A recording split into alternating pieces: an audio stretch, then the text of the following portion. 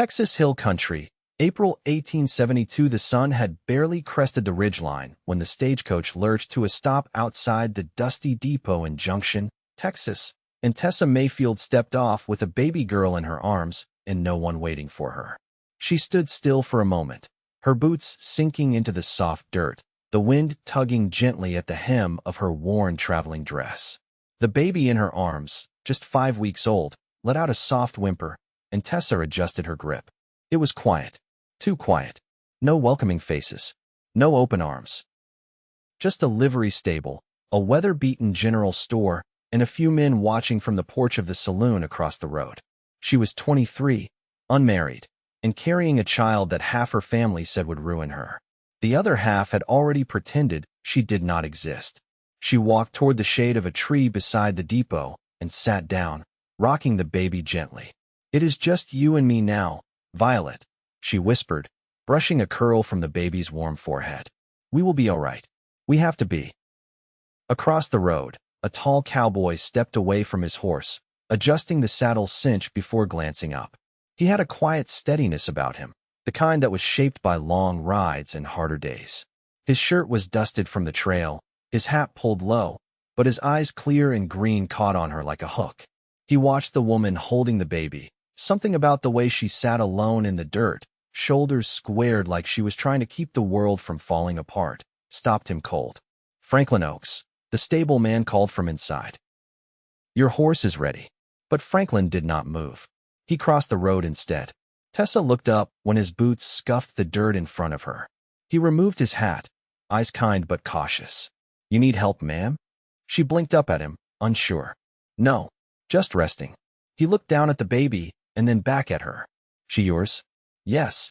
Her voice was clear now, though her throat burned. "Her name is Violet." Franklin nodded once, then surprised her. He crouched down. "Pretty name. You passing through?" "I do not know yet." She paused, watching him. "I thought I had a cousin here." But she moved, left no address.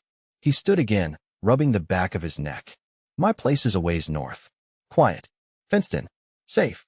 He looked away, a flicker of something shy in his eyes. "You can stay there a few nights if you need. No pressure.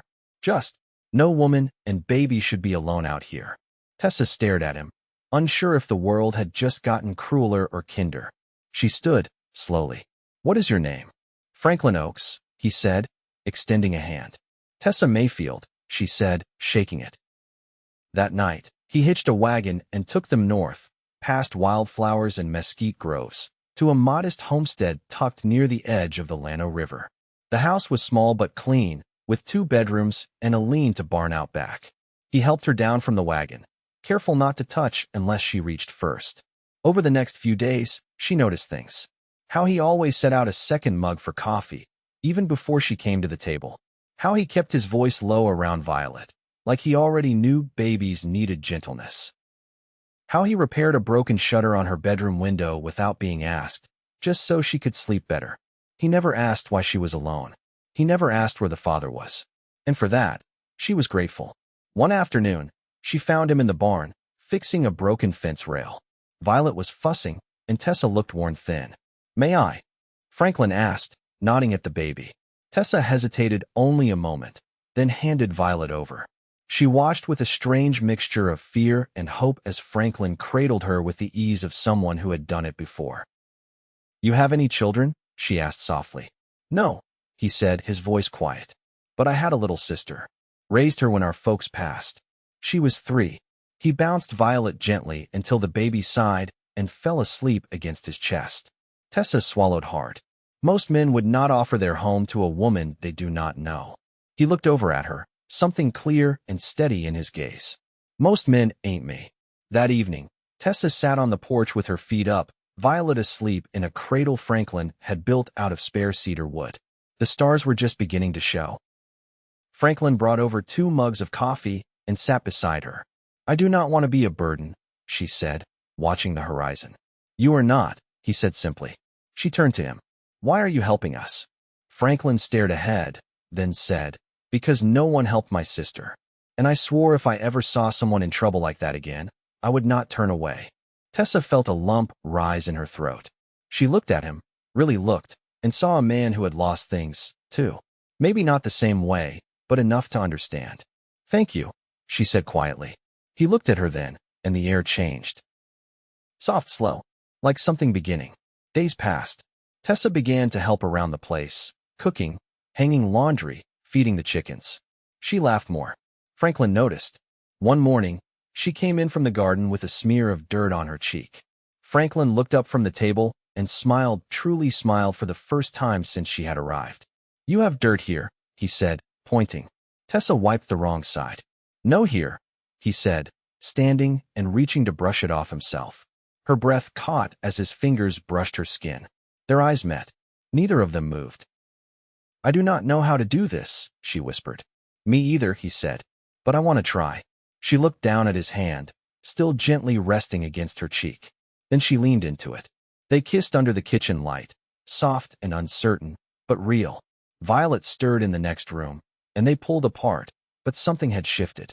That night, Franklin sat beside the cradle and watched Tessa tuck Violet in. The baby gripped her finger, then let go. "I want to give her a life," Tessa said softly. "A name. A place." Franklin looked at her, then at the baby, then back. "What if I gave you mine?" Tessa turned to him slowly, eyes wide. "My name," Franklin said, voice firm. "Oaks. For both of you." Tessa's hand went to her mouth. "Why would you do that?" "Because I love you," he said. "And I love her. And I want to build something with you. Not just help for a while. Stay. Marry me." Tessa stepped forward, her fingers closing around his shirt. "You mean it?" He nodded, sure and calm. "I do."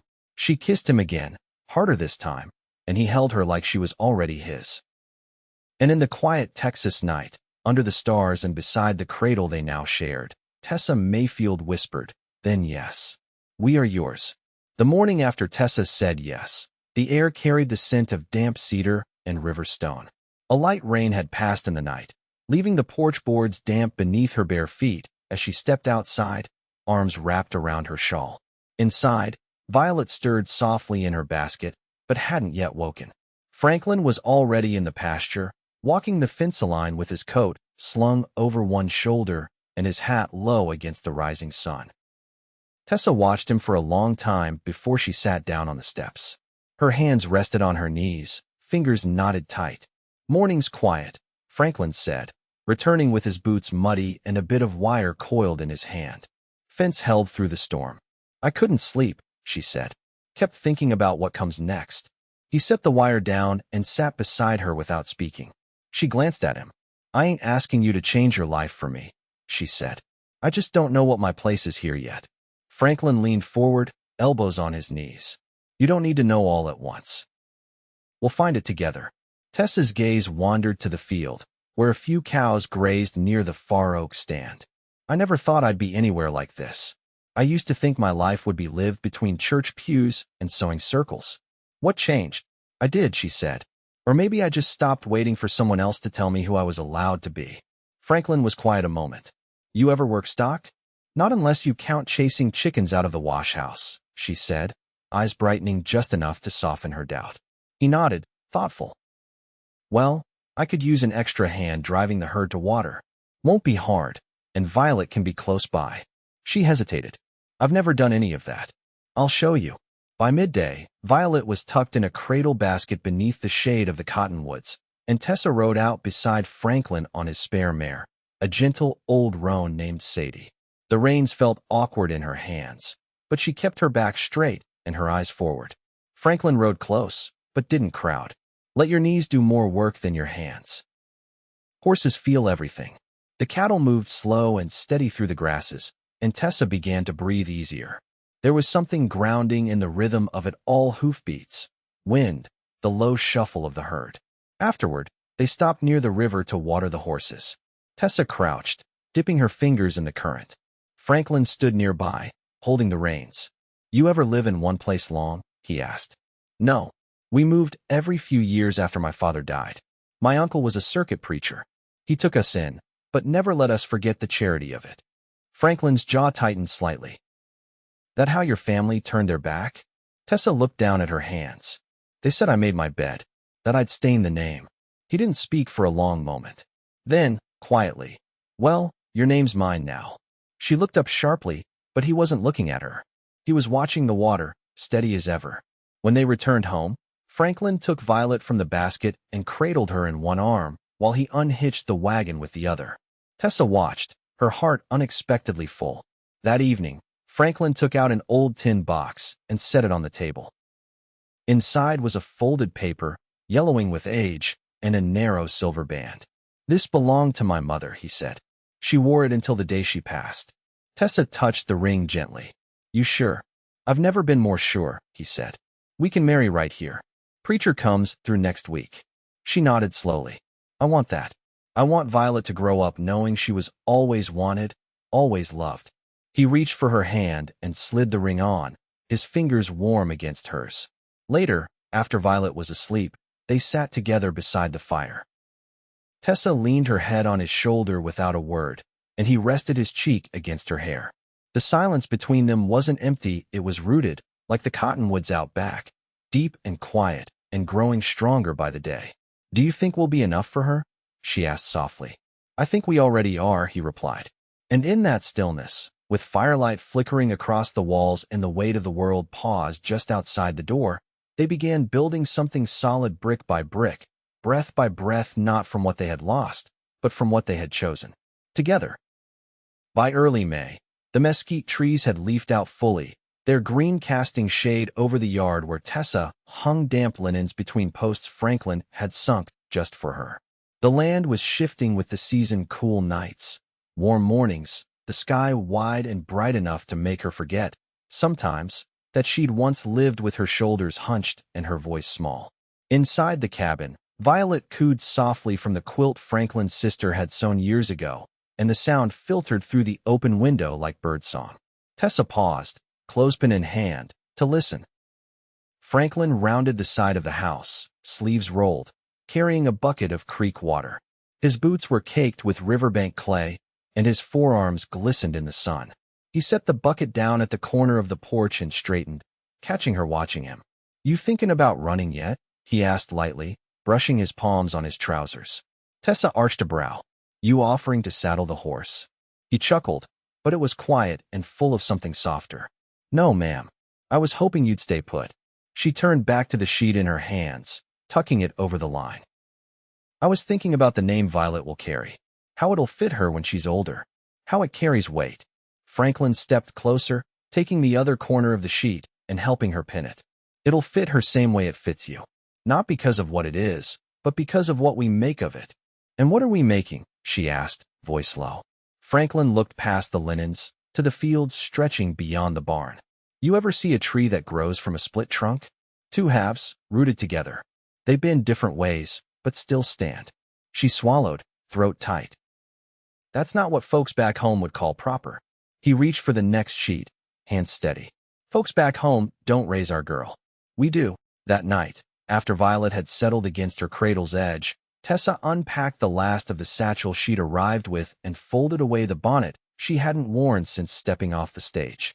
Franklin was outside, sharpening the draw knife beneath the lantern hanging above the porch rail. The sound of steel against whetstone was rhythmic, and it calmed her. She stepped outside, shawl wrapped around her shoulders. "You always work this late?" "Only when I've got something on my mind," he said without looking up. "What is it tonight?" He exhaled through his nose. "Your family. I keep thinking about how anyone could look at you and not see what you're worth." She sat on the steps beside him. "Worth doesn't count for much when reputation's lost." Franklin set the knife aside. "Then reputation ain't worth much either." A silence settled, not heavy, but real. Then he nodded toward the field. "You see that post near the oak? That's where I was thinking we could build something new. Bigger place. Room for her when she's older. Maybe a porch wide enough for 2 rockers." Tessa folded her hands in her lap. "You already planning that far ahead? I told you I wanted to build something. Didn't say I'd do it slow." She laughed, the sound small and surprised. "You going to draw it out in the dirt or just start hammering?" "I was hoping you'd help me design it," he said. "This time, we build it together. Every wall, every nail. You get a say in all of it." She looked at him, really looked, until her chest ached with it. "I've never had a say in anything before." "Well, now you do." The next morning, Franklin rode to town for supplies, and Tessa stayed home with Violet, who had begun to reach toward light with tiny fists. She held the baby close as she walked the pasture, whispering about the rooms they'd build, where the windows might go, how the kitchen would smell with bread in the oven and wood smoke curling through the rafters. When Franklin returned, he carried lumber, nails, and a bolt of calico he set gently on the table. "I thought you might want to sew curtains for the new place." Tessa ran her fingers across the fabric, blue with faint white sprigs. "You picked this. Figured it looked like something you'd choose." He watched her carefully. "That all right?" She took his hand, lacing her fingers through his. "It's perfect." The week passed in steady rhythm, building, tending, planning. Tessa marked measurements in the dirt with the heel of her boot, while Franklin cut boards. They argued only once, over the placement of the window in the back room, and made up before sunset with a kiss behind the woodshed that left her breathless. One evening, as shadows lengthened and Violet dozed in her arms, Tessa looked toward the oak post where the first corner beam now stood upright against the sky. A home was taking shape, not the one she'd imagined as a girl, but better, more honest, more earned. Franklin joined her, wiping sawdust from his arms. He leaned against the porch railing, close but not pressing. "You scared?" he asked. "Not anymore," she said. "Are you?" He shook his head. "I was. Before you." She reached for his hand. "Then let's keep building." He nodded once, and the quiet between them held something solid. Not promises made of words, but of work, of touch, of dirt beneath fingernails and sweat at the collar. The kind of promise that would last. And behind them, their daughter slept, her tiny breath steady in the cradle Franklin had carved, beneath the roof of a house that was no longer just his. By the time the roof beams were in place, the days had stretched into early June. The sun hung longer in the sky, and the air carried a dry warmth that softened the earth and called the cicadas into song by late afternoon. Tessa had begun waking before Violet, slipping out to the new house frame barefoot, walking between the fresh-planted corner posts and imagining the walls around her.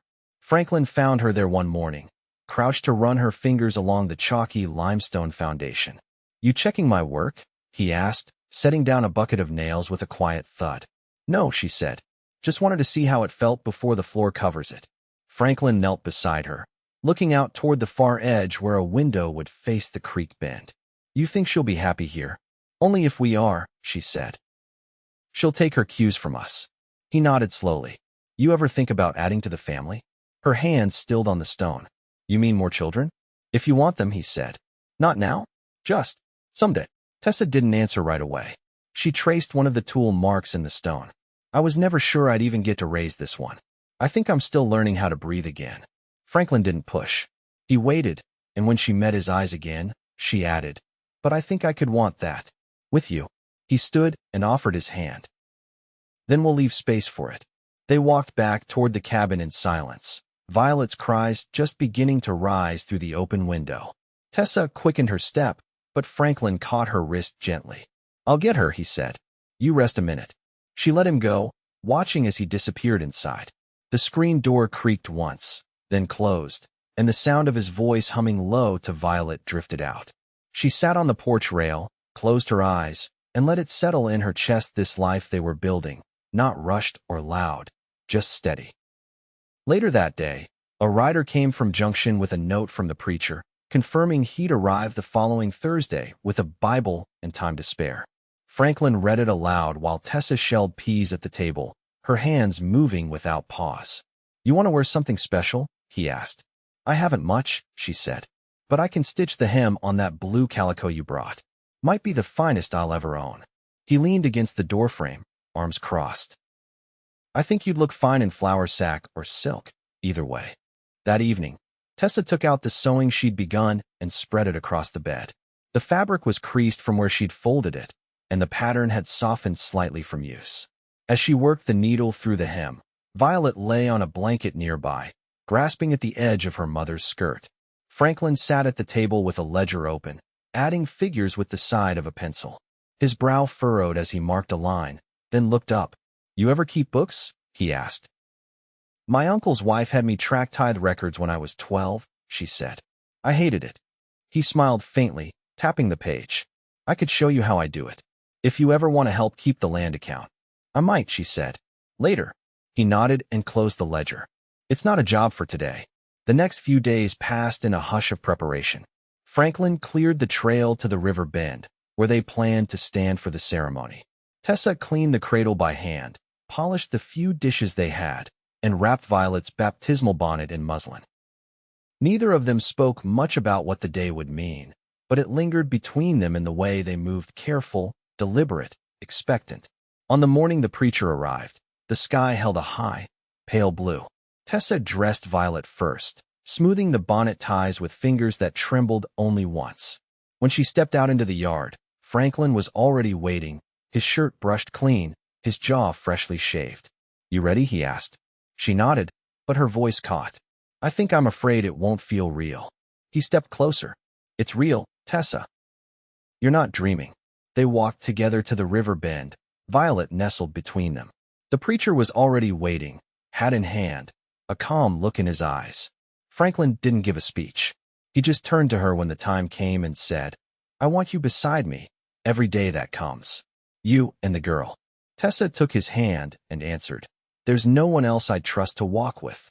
The preacher spoke the words, gentle and spare. When he asked for the child's full name, Franklin answered first. "Violet Mayfield Oakes," he said. Tessa looked up, startled. "We never talked about. I wanted her to carry both," he said. "She's yours as much as mine. She should know where she came from." Tessa pressed her forehead against his chest, overcome. He wrapped one arm around her, the other steadying Violet in his arms. After, they shared bread and dried apricots near the water, the preacher riding off before the sun dipped too low.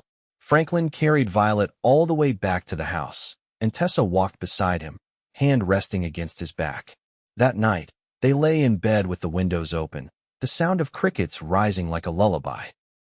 Tessa reached across the space between them, fingers brushing his ribs. "You ever think about the years ahead?" she whispered. "Sometimes," he said. "But mostly I just think about tomorrow. And the day after that." She shifted closer. "I think I could love you deeper every day if I let myself." "You don't have to try," he said. "You already do." Outside, the field stretched quiet and full. Inside, the house held the kind of stillness that comes when nothing is missing. Tessa closed her eyes, her palm resting over Franklin's heartbeat, and knew finally, fully that they had arrived. The first real rain of summer came at dusk, sudden and hard, drumming against the cabin roof in steady rhythm. Franklin was out in the lean-to, pulling the last of the tools under cover, while Tessa crouched beside the hearth, coaxing a low fire into warmth.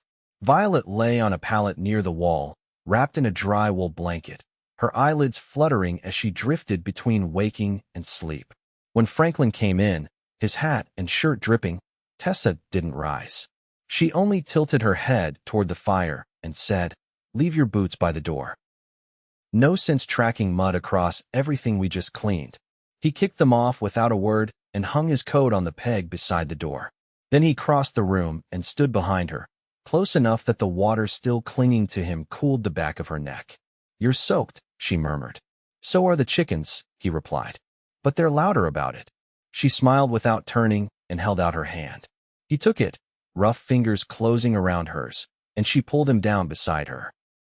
For a time, they sat in silence, listening to the fire crackle and the rain soften as it moved eastward across the hills. "I had a letter from Mrs. Baird," Tessa said finally. "The midwife from my first weeks in Kerrville. She says her niece is looking for a place to work. 17, steady hands, and good with children. I thought, if she's willing to come this far, maybe she could stay through harvest. Help with Violet." Franklin nodded slowly. "You think you'd trust her?" "I wouldn't ask unless I did," she said. "I want to start sewing for town. There's talk of a dry goods shop opening near the post road." "You don't need my blessing for that," he said. "But you've got it." She turned to face him fully now. "I want to earn something with my hands. I don't want Violet growing up thinking she has to depend on kindness she didn't ask for." Franklin's eyes softened. "She'll see you working. That's enough." "No," she said, shaking her head once. "It's not. I want her to see me do more than survive." He let that settle before speaking. "Then we'll make space for it. I can take on the cattle myself a few extra days a week. Might even bring in Micah from the next ranch over, if he's still looking for saddle time." Tessa reached over and rested her hand on his knee. "You sure?" I wouldn't offer if I wasn't. The wind outside had died down, leaving only the sound of dripping eaves. Violet stirred, and Tessa rose to settle her without waking her fully. Franklin watched the curve of her back, the way her hand moved instinctively to cradle their daughter's head. Her hair had come loose in the humidity, curling at her neck and temples. He stood, crossed the room, and wrapped his arms around her from behind. She leaned into him without hesitation. "I've never loved anyone like this," she said quietly. "Then we're matched," he answered. That week, Tessa wrote to Mrs. Baird and began sketching patterns in the margins of Franklin's old ledger pages. By the end of the month, the first dress order had come from the widow at the mill, and by midsummer, Tessa was sewing 3 days a week from the back room of the new house. The girl from Kerrville arrived with a single carpet bag and a quiet smile, and Violet took to her easily. They called her Ruth. Franklin finished the new barn with Micah's help, and the herd weathered the dry stretch with less trouble than expected. Most evenings, he and Tessa sat on the porch after supper, her bare feet tucked beneath her, his hand resting on her ankle. They spoke less now, not from distance, but from a comfort that didn't need filling. One evening, as the sun fell behind the ridge and the air turned gold and soft, Tessa looked up from mending a hem. "I've been thinking," she said. "That always means work for me," Franklin said, without looking up from his whittling. "I want to teach Violet to read out here, not send her off to Junction." He paused, knife held mid-cut. "You think she'll be ready soon?" "She watches my lips when I speak," Tessa said. "And she's memorized the pictures in the storybook you gave her. I think it's time. I'll build a shelf for her books," he said, "low enough she can reach." The next morning, he did just that. A narrow cedar shelf, smooth-edged and sturdy, mounted beside the front window where the light fell best in the afternoon. Tessa placed a small stack of cloth-bound books there, one by one, and when Violet toddled over and touched the spines, Tessa bent beside her. "This is where stories live," she said, "and we'll learn them together." By the following spring, the garden had doubled in size, and Ruth had chosen to stay on, now more like a younger sister than a hired girl. Tessa's dresses were worn from Menard to Mason, and the dry goods shop carried her name on the wall. Franklin had taken to calling her Mrs. Oakes of the Needle and the Wire, and she'd taken to kissing him whenever he did. One night, as they lay in bed with the lantern turned low, Franklin turned toward her. "You ever think you'd have this?" "No," she said, "but I never stopped hoping." He reached for her, and when she settled against him, he whispered, "You gave me more than a home. You gave me a reason to want one." "Then we built the same thing," she said, voice thick with sleep. And they had. Their days folded into years, marked not by grand events, but by the quiet stacking of small joys. Violet's first words spoken while gathering eggs, Ruth's laughter echoing through the kitchen, the way Franklin's thumb brushed Tessa's knuckles when they passed in the hallway. Still, after everything, there were losses, as all lives gather in time. A calf born too early, a neighbor moved east, a letter from a cousin returned unopened. But none of it undid what they had made. When Violet was 7, she read her first story aloud, sitting cross-legged on the porch with her book open and her voice clear. Franklin listened from the steps, Tessa beside him, her hand tucked into his. And when the sun dipped low behind the cottonwoods, casting the house in golden light, the man and woman who had once met as strangers on a dirt road looked out across their land, side by side, and knew that everything they had built was true and lasting, and theirs.